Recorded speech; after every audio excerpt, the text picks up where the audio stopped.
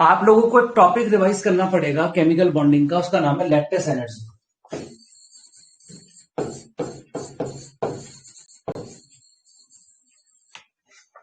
दूसरा, मैंने आप लोगों को अभी इसी साल जब आप लोगों को याद होगा जब मैंने आपको टॉटोमेरिज्म पढ़ाई थी, बहुत पुरानी बात हो गई। आप भी सोचे होंगे मैं कितने वर्षों पुरानी बात कर रहा हूँ। टॉटोमेरिज्म पढ़ाई थी जब मैंने आपको, यही कोई जुलाई के महीने में। तो टॉटोमेरिज्म पढ़ाते वक्त मैंने आपको वहां पे बहुत डिटेल में एच बॉन्डिंग पढ़ाई थी, आपको याद होगा। Do you remember that? Tautomerism पढ़ाने से ठीक पहले मैंने छोटी छोटी 3-4 चीजें डिस्कस की थी, अगर आपको याद हो। मैंने हल्की सी एरोमेटिसिटी पढ़ाई थी, हल्की सी हाइड्रोजन बॉन्डिंग पढ़ाई थी, है ना। तो आप लोगों को एक तो लैक्टेस एनर्जी और दूसरा हाइड्रोजन बॉन्डिंग, इन दोनों को बहुत अच्छे से पढ़ना है। ये आपका पहला काम है। मैं आपको पहले होमवर्क, आज सबसे पहले होमवर्क ही बोल रहा हूं, क्योंकि अगर आप इसको नहीं पढ़ेंगे तो होगा क्या कि फिजिकल प्रॉपर्टीज फिर आप कर नहीं पाएंगे।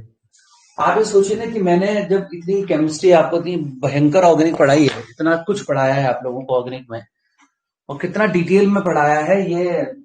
जब आप अभी अपने आप को कंपेयर करेंगे किसी दूसरी कोचिंग से तो आपको पता चलेगा कि आपको बहुत डिटेल में पढ़ाया है।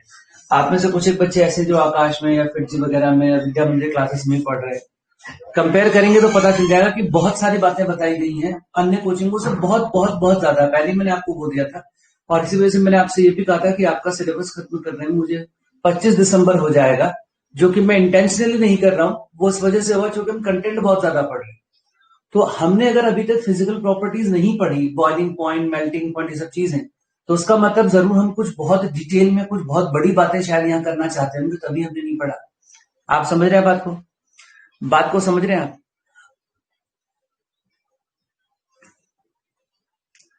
अमूमन क्या होता है कि जैसे पढ़ाने के तरीके में क्या होता है, जैसे मैंने कोई आदमी पढ़ा रहा है तो वो क्या काम करेगा, माना सबसे पहला चैप्टर अल्काइल हैलाइड, तो अल्काइल हैलाइड पढ़ाएगा, वहीं पर उसकी 2-3 फिजिकल प्रॉपर्टी लिख देगा। इसका फिर बॉइलिंग पॉइंट ये होता है, सॉल्युबिलिटी ऐसी ऐसी होती है, बात खत्म। फिर अगले चैप्टर पे आएगा तो फिर अगले चैप्टर अल्कोहल है, तो अल्कोहल की 2-3 फिजिकल प्रॉपर्टी लिख देगा। अल्कोहल पानी में सॉल्युबल होते हैं हाइड्रोजन बॉन्डिंग की वजह से, अल्कोहल ईथर में कंपेरिजन कर देगा, छुट्टी। फिर अगले चैप्टर में जाएगा तो वहां एल्डिहाइड कीटोन की बात करेगा। इसमें एक नुकसान ये होता है कि अल्कोहल का कंपैरिजन तो अल्काइल हैलाइड के साथ हुआ ही नहीं, अल्कोहल, अल्काइल हैलाइड और एस्टर का कंपैरिजन नहीं हुआ। आप बात को समझ रहे हैं? अगर मान लीजिए 3 लोगों की बॉइलिंग पॉइंट कंपेयर करने पड़ जाए आपको, अल्काइल हैलाइड के, अमीन के, कार्बोक्सिलिक एसिड के, तो वो तो कंपैरिजन हुआ ही नहीं, क्योंकि आप तो इंडिविजुअली चैप्टर वाइज गए थे। अब चैप्टर वाइज में जाके आपने हल्की सी फिजिकल प्रॉपर्टी कार्बोक्सिलिक एसिड की पढ़ी, तो वहां सिर्फ कार्बोक्सिलिक एसिड की पढ़ी, उस कार्बोक्सिलिक एसिड का कंपैरिजन तो हुआ नहीं किसी दूसरे के साथ। Are you getting my point or not? बात समझ रहे मैं क्या बोल रहा हूं आपको? अब आप माना अमीन में गए तो आपने सिर्फ अमीन की फिजिकल प्रॉपर्टी पढ़ी, लेकिन वो अमीन की जो फिजिकल प्रॉपर्टी वो किसी दूसरे के साथ तो कंपेयर होगी नहीं। हम जब कल आपके साथ पढ़ेंगे तो जो मेरे पास एक बहुत बड़ा रिसर्च है, मैंने काफी सारा डेटा निकाल के रखा हुआ, रिसर्च मैं 3 साल पहले कर ली थी, तो वो सारा रिसर्च डेटा मैं आप लोगों को कल देने वाला हूँ, और पूरी की पूरी फिजिकल प्रॉपर्टीज आपके साथ डिटेल में डिस्कस करने वाला हूँ। इसलिए 2 टर्न लगेंगे फिजिकल प्रॉपर्टीज पढ़ाने में। एक टर्न पर मैं सिर्फ मेल्टिंग पॉइंट और डाइकॉन्वेंट की बात कर पाऊंगा, और दूसरे टर्न पर मैं आपके साथ अन्य चीजों की बात कर पाऊंगा। मंगलवार से आप लोगों का, ट्यूसडे से आप लोगों का मैं फिर शुरू कर दूंगा बायोमोलिक्यूल, जो कि 1 हफ्ते चलेगा, काफी डिटेल में पढ़ाया जाएगा। तो ये सब चीजें आपके पास रहने वाली है। तो आप लोगों को ये 2 चीजें, लैटिस एनर्जी और हाइड्रोजन बॉन्डिंग, आप पढ़िएगा, और जो भी आपको फिजिकल प्रॉपर्टी में पढ़ाऊंगा वो डेटा के साथ आपको दूंगा, तो इसलिए आपका बहुत जरूरी हो जाता है कि आप चीजों को अच्छे तरीके से रिवाइज करें। अब हमारे पास जो लास्ट चीज बची है पढ़ने के लिए, उसका नाम है benzene diazonium chloride. Benzene diazonium chloride.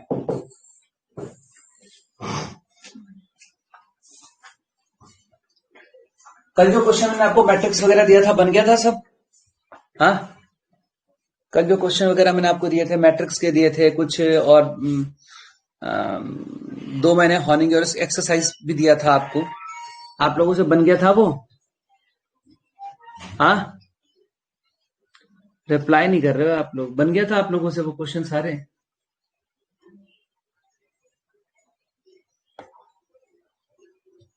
मतलब आपने दो तीन लोगों ने किए हैं वो क्वेश्चंस। और जस्सी तो अब आना ही बंद हो गया। जस्सी अनिरुद्ध दोनों क्लास में नहीं है इस वक्त। न जस्सी है न अनिरुद्ध है। अभी ने कोई आदमी जाके, अच्छा अनिरुद्ध है, जस्सी कहाँ है? आज इनके पिताजी से बात करूंगा, कोई ना कोई बहाना सुनाएगा बहुत तगड़ा। ये रस का फॉर्मूला PHN2Cl। प्रिपरेशन इसकी आप ऑलरेडी जानते हैं, एक ही प्रिपरेशन है वो पीट करके कि आप एनिलीन के ऊपर जब NaNO2 प्लस HCl लगाते हो, 0 से 5 डिग्री सेल्सियस रखते हो, PHN2Cl बनता है। और जो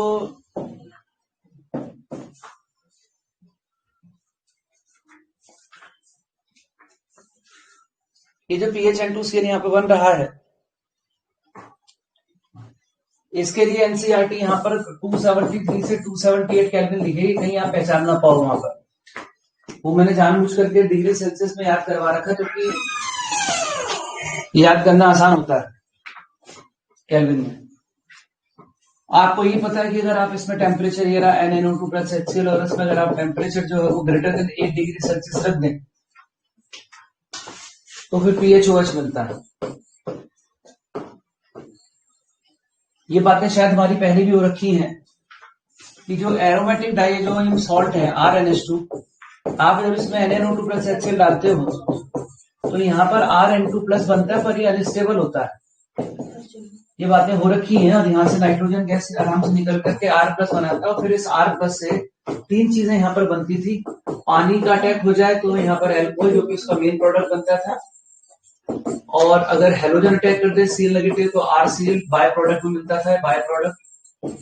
और या फिर इसमें से अगर HN बाहर आ जाए तो गर्म करने पर तो एल्कीन भी मिलती थी, एल्कीन भी इसका बाय प्रोडक्ट होता था। लेकिन RN2Cl जो होता था वो कभी भी स्टेबल नहीं होता था। जैसे PHN2Cl है, उसको आप फ्रिज में रखोगे तो आप उसको स्टेबल फॉर्म में रख सकते हो। आप RN2Cl यानी कि CH3N2Cl या C2H5N2Cl इस प्रकार की चीजों को अगर आप सोचोगे कि फ्रिज में रख लो तो वो नहीं होता था, उसमें तीन कैटेगरी हो जाती थी। ये आपको याद आया क्या? कुछ आपको ऐसा कुछ याद आया क्या? ये रिएक्शन कुछ याद, ये रिएक्शन तो याद होगी, आपको पढ़ रखी है आपने एल्कोहल चैप्टर के अंदर थी। भाई कुछ रिप्लाई तो करो, आप तो रिप्लाई तो कर ही नहीं। जी अब जनाब इस पर एनसीईआरटी ने एक सवाल बना रखा है, तो एनसीईआरटी का सवाल लिख लेते हैं। क्वेश्चन लिख लीजिए, क्वेश्चन लिखो। एक यूट्यूब पे क्वेश्चन करने आते हैं, आप लोग आया करो उसमें, और मैं लगातार कराऊंगा आप लोगों को, पूरा नवंबर कराऊंगा मैं, जब तक मेरे को संतुष्टि नहीं हो जाती आप लोगों से पूरी, जब तक मैं पूरा। बहुत अच्छा रिवीजन हुआ कल हमारा, वहां पर काफी सारी रिएक्शन रिवाइज की बच्चों ने उसके माध्यम से। और 2 किताबें तो आप लोग घर पर कर रहे हो, एक किताब मैं आपको यहाँ पे करा रहा हूँ, तो लगभग 3 बुक हम लोग अगली पे कंप्लीट करने वाले हैं। नीचे लिखो, नीचे क्वेश्चन लिखो, aromatic diazo compounds are stable, aromatic diazo compounds are stable but not aliphatic diazo compounds. Aromatic diazo compounds are stable but not aliphatic diazo compounds, but not aliphatic diazo compounds. Question पर NCERT लिख देना, question पर NCERT लिख देना और नीचे लिखो answer, और नीचे लिखो आंसर, नीचे लिखो आंसर। आंसर में लिखो aromatic diazo compounds are stable, aromatic diazo compounds are stable because of resonance, because of resonance which is not possible in aliphatic diazo compounds, which is not possible in aliphatic diazo compounds। आपको अगर याद होगा तो aromatic diazo compounds में से resonance हो जाती है और इस वजह से ये स्टेबल होते हैं, जबकि एलिफेटिक में ये काम हो नहीं पाता, और उनमें ये काम नहीं हो पाने की वजह से वो काम स्टेबल होते हैं और स्टेबल नहीं होते हैं।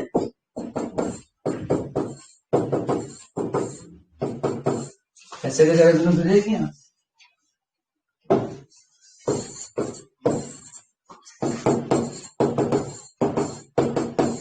ऐसे हो गई यहाँ।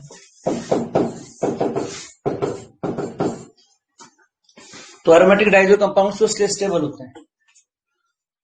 अब हम इस वक्त आज सबसे खुशी का दिन हमारे लिए है कि हम ऑर्गेनिक केमिस्ट्री के अंतिम रिएक्शंस पढ़ रहे हैं। और आज वो टाइम है कि बैठ करके, जैसे होता है ना, बड़े बुजुर्ग लोग जब अपने सब बच्चों की शादी वादी कर लेते, एकदम आराम से बैठे होते हैं, तब लाइफ का एनालिसिस कर रहे होते हैं वो, कि हमने लाइफ में क्या किया, फलाने ने हमारे साथ क्या क्या किया, वो सब चीज एनालिसिस करने का समय है आज। तो आप अगर देखें तो आज आपके पास भी एनालिसिस करने का समय है कि आपके लिए लाइफ में जो कंपाउंड्स रहे हैं, उन सब कंपाउंड्स में वो कौन कौन से कंपाउंड्स हैं जो बहुत इंपॉर्टेंट रहे हैं ऑर्गेनिक केमिस्ट्री के अंदर। तो जब ऑर्गेनिक केमिस्ट्री में इंपॉर्टेंट कंपाउंड की जब बात की जाएगी, तो ऑर्गेनिक केमिस्ट्री में इंपॉर्टेंट कंपाउंड्स में 3-4 कंपाउंड्स ऐसे हैं जो सबसे पहले आपके जहन में आएंगे कि नहीं यार, इन कंपाउंड से हमारा बहुत साथ दिया। और उसमें सबसे पहला नाम आता है ग्रिग्नार्ड रिएजेंट का, जिससे कि आप बहुत कुछ करते हैं। क्यों, गलत बोल रहा हूं क्या? ग्रिग्नार्ड रिएजेंट बहुत वर्सेटाइल नहीं है, सारे काम, सारे टुकड़े उसी से निपटाते हैं, और आप जब भी कभी कार्बन बढ़ाने होते हैं। दूसरा कोई कंपाउंड जो उतना वर्सेटाइल था, उसका नाम था साइनाइड, RCN। उससे भी आपने बहुत कुछ किया, कहीं पर हेलोजन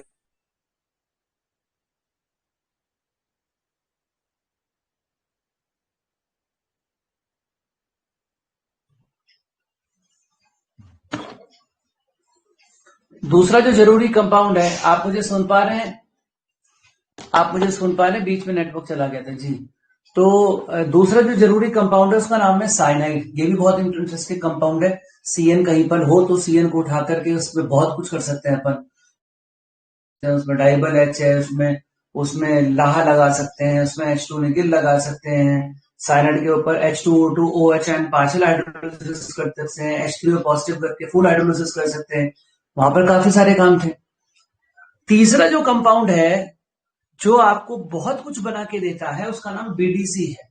और BDC बहुत सारी चीजें बनाता है, बहुत सारी चीजें बनाता है। तो आइए उसको देख लेते हैं। ये रहा प्रॉपर्टीज, इधर लिखा जाएगा PHN2Cl and we will discuss all the properties of BDC। अगर आप खुद याद करें तो आपने इससे बहुत बहुत बहुत बहुत बहुत काम दिए हैं। इतने काम दिए हैं कि आपको खुद नहीं पता कि आपने इससे कितने काम दिए हैं। और मैं आपको उसके काम दिखाता हूँ, 10-12 काम तो ऐसे गिन जाएंगे इसके। सबसे पहला काम, अगर मैं इसे खुद पानी के साथ बॉईल कर दूं तो उसका फिनॉल बन जाएगा, वापस N2 और ये H चला जाएगा। दूसरा जरूरी काम, इसमें HX, जहां पर X अगर आपको याद हो तो क्लोरीन और ब्रोमीन हुआ करता था, साथ में यहाँ पर CO2 Cl2 के साथ रिएक्शन करा दो तो क्लोरोबेंजीन, सॉरी PHX आता था, साथ में N2 होती थी और HCl आता था बाहर। इस रिएक्शन का नाम था Sandmeyer. Do you remember that reaction? This is Sandmeyer reaction. याद है आपको ये रिएक्शन सेंडमेयर थी? बोलिए बोलिए जी। फिर इसके अंदर यही सब रिएजेंट पड़ते थे, कॉपर लगाते थे, कॉपर लगाने पर भी यही सब बन जाता था, यही सब आता था बाहर। और ये रिएक्शन अब हो जाती थी गटरमैन रिएक्शन। आप खुद कहोगे कितने सारे काम किए थे आपने इससे। फिर इसको KIS के साथ अगर हीट कर देते थे तो ये बनाता था iodobenzene plus N2 plus KCl। फिर आप इसे HbF4 के साथ अगर हीट कर देते थे तो ये बनाता था PHF plus BFP plus HCl plus N2।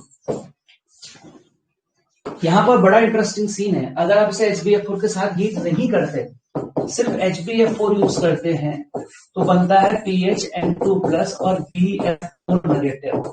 अब आप इसके ऊपर अपने हिसाब से जौन सा ग्रुप चिपकाना चाहो उस हिसाब से हीट कर सकते हैं। ये बहुत इंटरेस्टिंग रिएक्शन है, बहुत इंटरेस्टिंग रिएक्शन है। अब अगर आप इसमें रिप्लेसमेंट रिएक्शन कराना चाहो तो रिप्लेसमेंट रिएक्शन आप इसमें करा सकते हो। आप अगर इसमें अगर चाहो तो कॉपर लगा करके हीट कर दो तो यू विल गेट नाइट्रोबेंजीन।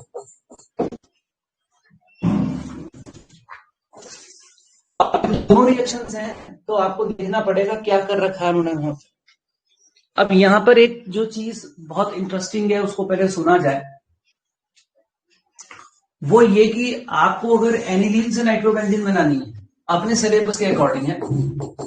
ये रहा एनिलीन, इससे बना रही है nitrobenzene as according to your syllabus. तो आप पहले इसको N2Cl में कन्वर्ट करेंगे, N2Cl में कन्वर्ट करने के बाद फिर आप इसके साथ HbF4 और NaNO2 से ऐसे भी जा सकते हैं।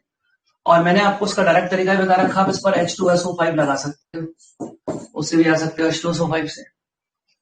बोलो बात ध्यान है कि नहीं ध्यान है आपको? आपको मैंने अभी 2-3 दिन पहले बताई है बात, इसमें आप H2SO5 कैरोज एसिड से भी जा सकते हो।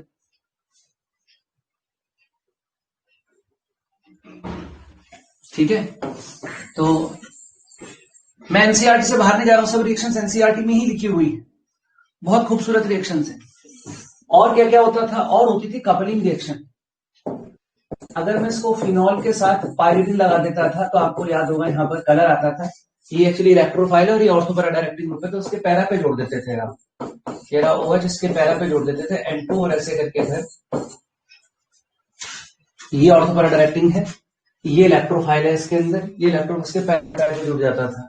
कौन सा कलर आता था अगर आपको याद हो तो ऑरेंज कलर आता था, यहाँ पर ऑरेंज एजो डाई बनती थी, याद है आपको? ये इसे कपलिंग रिएक्शन बोलते थे आप। This is orange yellow die. बोलो बोलो बोलो।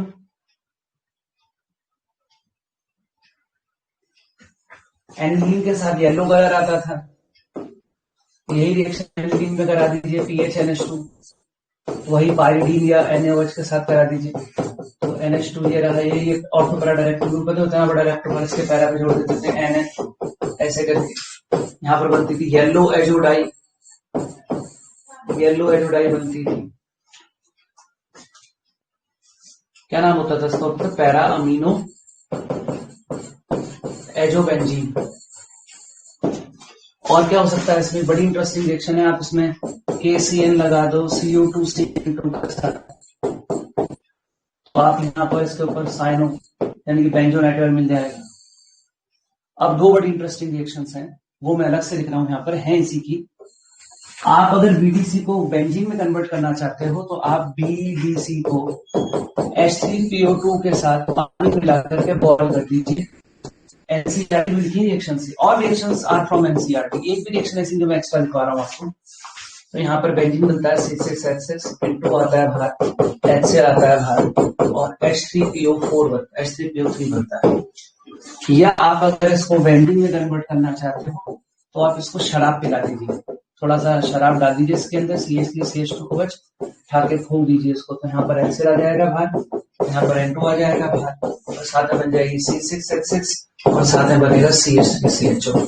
ये दोनों रिएक्शंस मैंने अलग से लिखी, दोनों रिएक्शन उसको बेंजीन में कन्वर्ट कर दी। दूसरा, इन रिएक्शंस पर लोगों ने बहुत अच्छे अच्छे सवाल बनाए हुए हैं, और वो बहुत अच्छे अच्छे सवाल पे परेशान कर सकते हैं,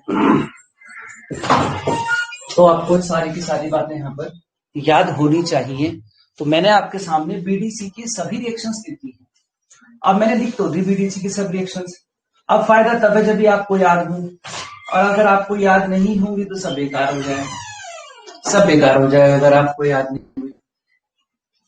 अब एक चीज और देखिए, अभी अभी आप लोगों ने क्या काम किया था आपको याद है? अब लिखना मत जरा, आपको याद है आपने ऐसे करके ये देखा था, इसके अंदर ऐसे -R इफेक्ट शो कर रहा था, इसका मतलब BDC इटसेल्फ खुद अपने आप में अगर आप देखो तो मेटा डायरेक्टिंग हो गया। अरे बोलो ना यार, ये मेटा डायरेक्टिंग हो गया कि नहीं हो गया? हियरिंग डीएक्टिवेटेड हो गया ये,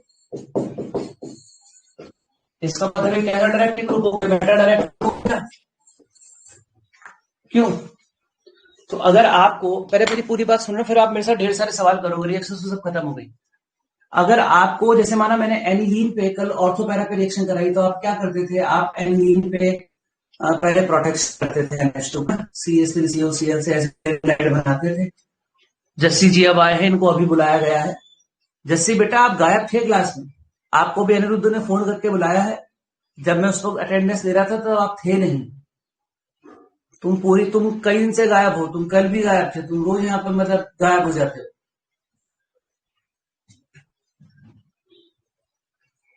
मैं आपको कह रहा था बेटा, कल हम जैसे क्लास में काम कर रहे थे, जैसे क्लास में काम कर रहे थे तो हम पहले प्रोटेक्शन कर रहे थे NH2 का, तो प्रोटेक्शन करके अपने ऑर्थो पैरा बना लिया। अब अगर आपको कोई मेटा प्रोडक्ट बनाना है तो मेटा प्रोडक्ट अगर आपको एनिलीन पे किसी जगह पे कुछ करना है तो आप बहुत बढ़िया कर सकते हैं। आप उस एनिलीन को पहले बीटीसी में कन्वर्ट कर लो, बीटीसी में कन्वर्ट कर लोगे मेटा डायरेक्टिंग हो जाएगा, मेटा डायरेक्टिंग हो जाएगा तो फिर आप ठा करके उसमें रिएक्शन करा दीजिए मेटा पर। क्या आपको मेरी बात समझ में आ रही है? अगर एनिलीन पे कोई काम अगर मेटा पे कराना हो तो उसका पहले बीटीसी कर लो। अरे भाई रेस्पॉन्स इन देगा लगता है, दोनों हाथ रजाई में कंबल में डाल के बैठे हो अपने आराम से। मैंने आपसे कहा कि भाई बीडीसी, यही दिक्कत है सर्दियों में, तो सर्दियों में तो आदमी कंबल पूरा लपेट के बैठता है, कोशिश करता है कि हमारे पेज भी कोई और आके पलट दे तो हम दूसरा पेज भी पढ़ लें। ये सब बातें ना करो यार। तो चलिए, अब मैं आपको उन सब पे जब तक क्वेश्चन नहीं कराऊंगा तब तक बात नहीं बनेगी। तो आप सबसे पहले मैं आपको दे रहा हूं 3 मिनट्स का टाइम, वरना फिर आप कभी नहीं याद करेंगे, सब ऐसे ही रह जाएगा। ये जो रिएक्शंस मैंने भी आपके सामने इतना लंबा चार्ट यहाँ पर रिएक्शन का लिखा है अभी, टोटल 1 2 3 4 5 6 7 8, इसमें जाता है तुमको याद है ना, 9। और ये जो उसमें नई नई रिएक्शन है जो आपको नहीं पता उनको आप स्पेशली फोकस करके अभी के अभी क्लास के अंदर ही आपको याद करना है। और मैं आपके लिए यहाँ पर समय निर्धारित कर रहा हूँ 3 मिनट का। 3 मिनट के अंदर आप इसे फटाफट याद कर लीजिए, सब अच्छे से लिख करके याद करेंगे। Your time starts now. उसके बाद मैं सवाल दूंगा, 3 मिनट है, वरना फिर कभी नहीं पढ़ेंगे आप इसे। आप पढ़ेंगे नहीं मुझे मालूम है, ये ऐसे ही रहेगा। अगर आप चाहते हैं कि आप इसे पढ़ लें तो तुरंत तुरंत शुरू कीजिए बिना देर कर।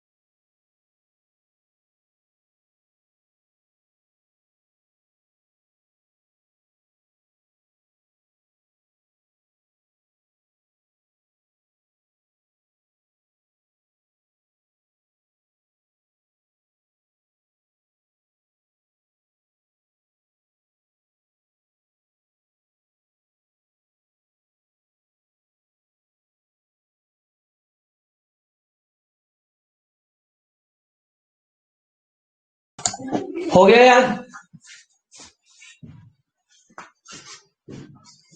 सबने याद कर लिया ना? फिर वो चक्कर पड़ता फिर याद ना करते। ये दोनों रिएक्शन याद करिए आप लोगों ने, ये दोनों रिएक्शन याद करिए आप लोगों ने। आपको पता होना चाहिए बीटीसी का बेंजीन कैसे बनेगा। प्लीज प्लीज टेल मी, किया कि नहीं किया? चलिए अब मैं आपको सवाल दे रहा हूं करने के लिए, क्वेश्चन करके दिखाएंगे। आपके पास ये NH2 है, इससे व्यंजन बना के दिखाइए 3 डिफरेंट स्टाइल से। दूसरा, मेरे पास ये NH2 है और आप मुझे इसके मेटा पर आई लगा के दिखाइए। तीसरा, जल्दी जल्दी शुरू कर दीजिए। मेरे पास COOH है, OH और CaO रिएक्शन का प्रयोग वर्जित है, नहीं करना है। और मुझे इधर और इधर CN चाहिए।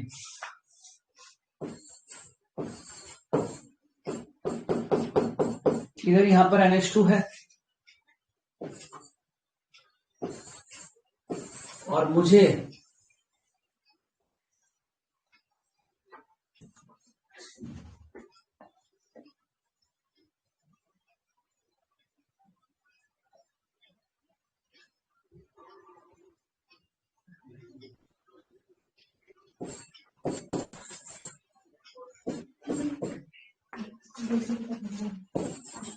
BR चाहिए। चलिए कीजिए, आपसे मिलते हैं। चालू कर दीजिए, टाइमर कोने पे लगाता हूं।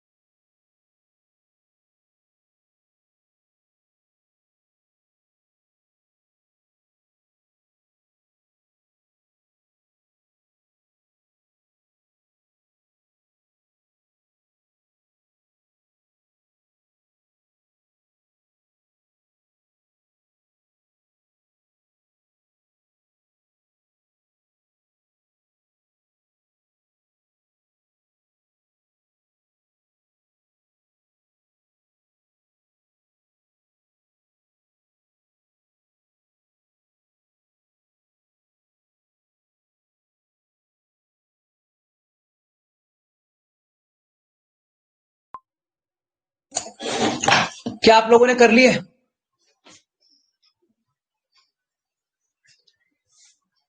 रिप्लाई नहीं करते यार तुम लोग, रजाई में हाथ डाल के बैठे हो, रिप्लाई नहीं करते। सारे करने हैं।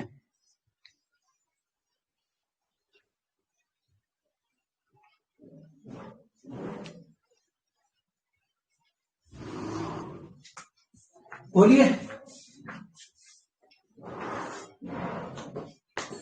इसको मैंने 3 तरीके से करने के लिए आपको कहा था। एक तरीका तो ये था कि इस पे मैं NaNO2 प्लस HCl लगा देता और टेम्परेचर कर देता ग्रेटर देन 8 डिग्री सेल्सियस, तो ये फिनॉल बन जाता। फिर मैं इसको जिंक डस्ट के साथ हीट कर देता। दूसरा तरीका ये था कि मैं इसका पहले BDC बनाता, फिर H2Cl, और फिर यहां से यहाँ चाहिए। यही तुम्हारे पास तरीका ये है कि मैं इसमें H3O2 अलॉन्ग विद वाटर और गर्म कर दूं। और दूसरा तरीका ये है कि मैं इसको इसके साथ यहाँ पर शराब डाल दूं, CH2OH, उसके साथ गर्म कर दूं। यही किया था।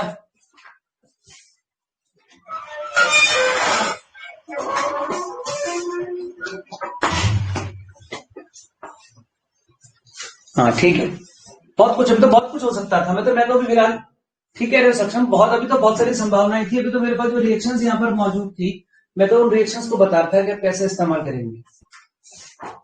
अब जरा देखिए,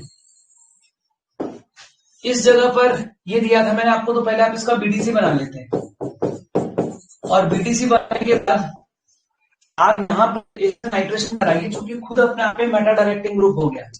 अब आप इस पर HNO3H2SO4 करके इसके मेटा पर NO2 लगा लीजिए, वरना आएगा नहीं। मेटा पर NO2 आ गया, इसको फिर आपने Sn प्लस HCl कर दिया इसके साथ, Sn प्लस करके इसका यहाँ पर N2Cl हो गया, यहाँ पर NH2 हो गया, फिर NH2 से दोनों का N2Cl हो गया, इसका भी N2Cl कर दिया। ये तो N2Cl था, फिर ठाकर के इसमें KI सॉलिड डाल दिया होगा आप लोगों ने और हीट कर दिया होगा। क्यों?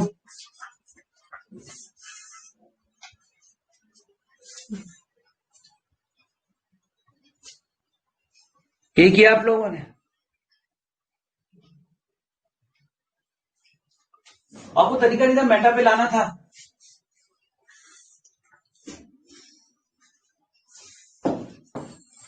इस वाले के अंदर मैं यहाँ पर मैंने डिकार्बोक्सिलेशन आपको साफ मना किया था कि डिकार्बोक्सिलेशन का प्रयोग नहीं करना है आप लोगों ने, तो मैंने आपको सीधा मना कर दिया था। तो फिर क्या किया आप इसमें,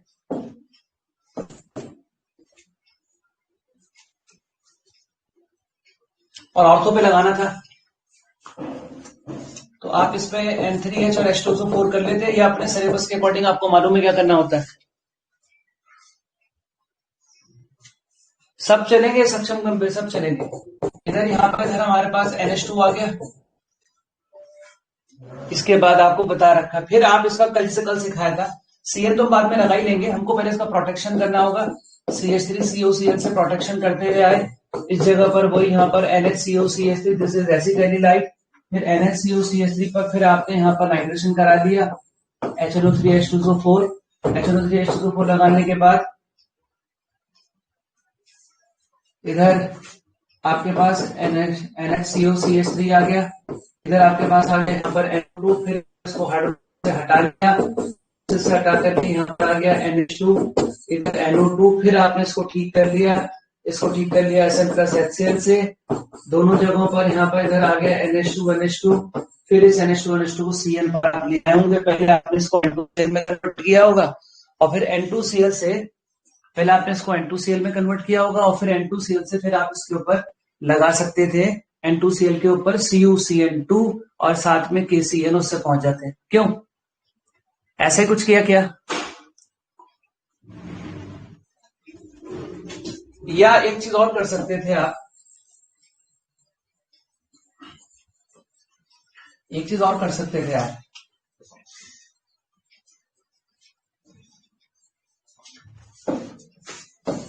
इसको आप रिड्यूस कर दो लहा से, रिड्यूस करते हैं यहाँ पर CH2OH ये आ जाएगा। आप पर फ्रीडल क्राफ्ट करा लो CH3ClAlCl3 से, तो इधर CH2OH इधर CH3 आ जाएगा, और फिर उठा करके आप यहाँ पर KMnO4 मार दो। आपको पता है ऑर्थो पैरा डायरेक्टिंग हो गया जब यहाँ पर CH2 हो गया था। KMnO4 मारते हैं दोनों जगहों पर COH आ जाएगा, यहाँ भी COH आ जाएगा, यहाँ भी COH आ जाएगा।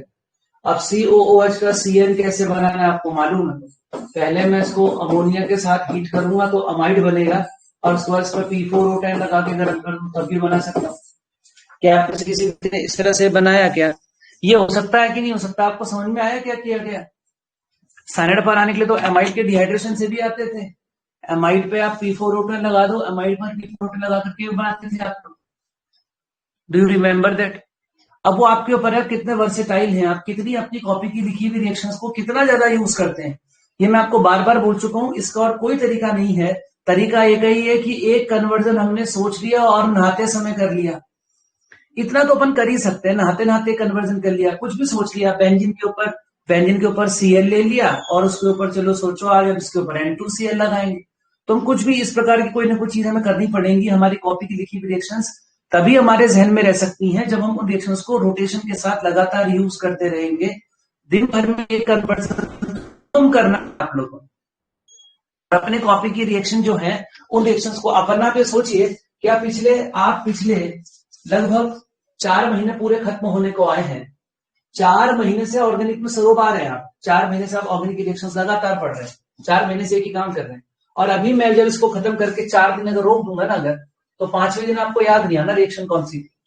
तो अगर आप चाहते हैं कि उनके साथ आप लास्ट तक कनेक्टेड रहे, तो जो काम मैंने आपको बोला था वो बहुत छोटी चीज थी, पर चीज बहुत जरूरी थी कि आप लोग डेली के डेली एक कन्वर्जन जरूर किया करें। आप मेरी बात समझ रहे, मैं कितनी जरूरी बात आपसे कह रहा हूं? क्या आप मेरी बात को महत्व भी दे रहे हैं कि आप जहां अभी तो आप पिछले 4-5 महीने से ऑर्गेनिक में है, तब जाके आपका डेवलपमेंट ये है। आप इस ऑर्गेनिक को जैसे ही खत्म करेंगे और जहां 3-4 टर्न हुए बीते, 10 दिन बीते, 10 दिन के बाद आपको कुछ भी याद नहीं आना, 10 दिन के बाद आपको कुछ भी रिएजेंट याद नहीं आना, आप सब भूल जाओगे, एक भी रिएजेंट याद नहीं आएगा। तो अगर आप चाहते हो कि आप बने रहो सब्जेक्ट में, तो सब्जेक्ट में बने रहने का एक ही तरीका है बस, आप लोग डेली के डेली कन्वर्जन्स खुद से करते रहें। खुद अपने आप को उसमें ढाल करके रखें कि मुझे कोई कन्वर्जन दे तो मैं उसे कर लूं। खैर, इसको आपने कर लिया होगा। इसको पहले आप प्रोटेक्शन कराते, डायरेक्ट हेलोजनेशन तो होता नहीं है वैसे भी, तो उसको प्रोटेक्शन कराते तो ये बनाते पहले NHCOCH3, फिर इसका ब्रोमिनेशन कराते। कल ही सिखाया था आपको, ये रहा NHCOCH3, इधर यहाँ पर Br आता। किससे आता है? कल हमने रिएक्शन पढ़ी थी, Br2 एसिटिक एसिड। उसके साथ फिर आप यहाँ पर हाइड्रोलिसिस करते हैं, हाइड्रोलिसिस करने के बाद यहाँ पर NH2Br आता, और फिर इस NH2 को Br में कैसे कन्वर्ट करना है आपको मालूम। पहले BDC बनाएंगे, BDC बना करके इसके ऊपर हम रिएक्शन कराएंगे, HBr की कॉपर के साथ गर्म कर देंगे। रिएक्शन का नाम है गटरमैन रिएक्शन, उससे हम इसको परफॉर्म करने वाले। बोलिए ये सब किया था क्या? बोलिए ये सब किया था क्या आप लोगों ने? अब आप लोग अपना जरूरी बात सुनिए।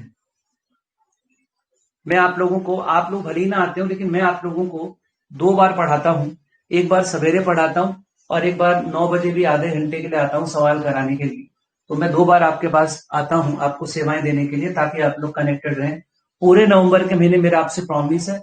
बीच में फेस्टिवल आएंगे, उस वक्त मुझे बंद करना पड़ेगा, 2-3 टर्न जो भी होंगे, लेकिन मेरा पूरा आप लोगों से प्रॉमिस है कि पूरे नवंबर के अंत तक, बिल्कुल 30 नवंबर तक, मैं आप लोगों को सवाल कराने प्रतिदिन सवेरे आता रहूंगा। आज मेरा ये कार्यक्रम समाप्त हो जाएगा। कल मैं आपके साथ फिजिकल प्रॉपर्टीज पढ़ाऊंगा, मंडे को मैं आपको साथ अंतिम फिजिकल प्रॉपर्टीज पढ़ाऊंगा।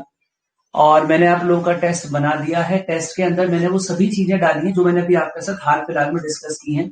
मैंने आपके साथ हाल फिलहाल में कार्बोक्सिलिक एसिड डिस्कस किया है, पिछले हफ्ते टेस्ट नहीं हो पाया था। कार्बोक्सिलिक एसिड डिस्कस किया है, नाइट्रोजन फैमिली में अमीन्स डिस्कस किया है, एमाइड्स डिस्कस किया है। तो इनको मैंने फुल्ली फोकस करके क्वेश्चन सारे के सारे इन्हीं के ऊपर बना करके डाले हैं। तो आप लोगों का जो कमिंग वीक में टेस्ट होने जा रहा है, उसमें यही सब चीजें आएंगी जो ज्यादातर जो मैंने आपको पढ़ाई है। इन रिएक्शंस को आप देख करके पहुंचे। आप लोगों को मैं मंडे को जब फिजिकल प्रॉपर्टीज खत्म करूंगा, बल्कि मंडे क्या, मैं आपको कल ही एक रिवीजन शेड्यूल दे देता हूं, और उस रिवीजन शेड्यूल के अकॉर्डिंग आप लोग अपने आप को उसमें डाल लीजिए। साथ के साथ पैरेलल रिवीजन करते रहिए, और हम आपका जो टेस्ट देंगे उस टेस्ट में कोशिश करेंगे कि आपको रिवीजन शेड्यूल के अकॉर्डिंग जो आपको बना के दूंगा, उस रिवीजन शेड्यूल के अकॉर्डिंग अपने आप को आप रखिए। तो आप डेली अपने लिए आधा घंटे का समय निकालिए रिवाइज करने के लिए। Half an hour is enough. आधे घंटे का समय निकालिए और पूरे नवंबर के महीने में अभी पहले बायोमोलिक्यूल चलेगा और अन्य चीजें चलेंगी, साथ ही साथ पैरेलली आप उसको भी रिविजन करिए, तो एक अच्छा मौका आपको मिल जाएगा रिवाइज करने का। आपके पास काफी समय, और मैं रिविजन करने के लिए आपको बहुत सारी चीजें नहीं दूंगा, छोटी छोटी चीजें दूंगा जिनको कि आप इजीली कर सकें। मतलब आपको आधा घंटा पढ़ने के लिए दूंगा तो आप आधा घंटे का समय निकाल लें। और दूसरा काम, आप लोग को चाहिए रिविजन करते वक्त अपने शॉर्ट नोट्स जरूर बना लें। शॉर्ट नोट्स आपके अपने हर सब्जेक्ट के होने चाहिए, क्योंकि आपकी ऑर्गेनिक की कॉपी मैं जहां तक मान के चल रहा हूं, बड़ी मामूली बात है, 2 रजिस्टर तो भर दिए होंगे आप लोग। क्यों 2 रजिस्टर भरे कि नहीं भरे आप लोग? मामूली बात है, 2 रजिस्टर तो भरे ही होंगे आप लोगों के। अगर आप लोगों ने पूरा काम किया तो 2 रजिस्टर भरे होंगे, तो वो 2 रजिस्टर भाई पढ़ नहीं पाओगे आप अगर जेडब्ल्यू के एग्जाम से पहले सोचो 2 रजिस्टर अपन पढ़ लेंगे, तो आपको उन 2 रजिस्टर को कॉन्ट्रैक्ट करके मतलब 30 to 35 पेजेस में लाना पड़ेगा, और उसमें आपकी सारी इंफॉर्मेशन होनी चाहिए। तो एक बहुत अच्छा आपको एक शेड्यूल बना करके मैं रिवीजन का देने वाला हूं, जिसको कि आप करेंगे, और वीकली हम फिर उसी रिवीजन शेड्यूल के अकॉर्डिंग आपका टेस्ट लेकर के आपको और पॉलिश करेंगे। आप लोगों ने अभी इस वक्त पढ़ते वक्त एडवांस लेवल पर जो बातें की कर ली, लेकिन अभी आप लोग इसको खत्म करने के बाद अभी थोड़ा सा मेंस की तरफ फोकस कीजिए। आपका मेंस क्या लग रहा है, मेंस जनवरी में होगा या डिले हो रहा है? मेंस जनवरी में होगा या डिले हो रहा है?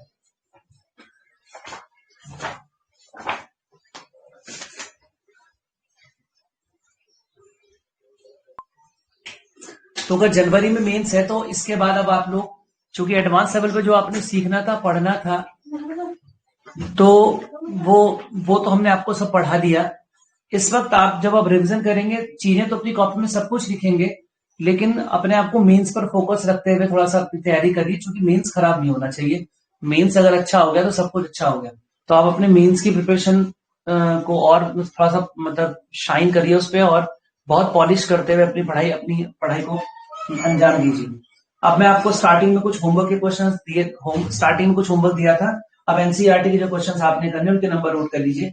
एक आप करेंगे एक्सरसाइज का 13.9, एक्सरसाइज का 13.9। दूसरा करेंगे एक्सरसाइज का 13.11, एक्सरसाइज का 13.11, एक्सरसाइज का 13.11 करेंगे, एक्सरसाइज का 13.11 करेंगे। उससे पहले बीडीसी की रिएक्शंस पढ़ लेना, ठीक है। इसके अलावा आप लोग एग्जाम्पल 13.5, एग्जाम्पल 13.5 और एग्जाम्पल 13.2, एग्जाम्पल 13.2, एग्जाम्पल 13.1,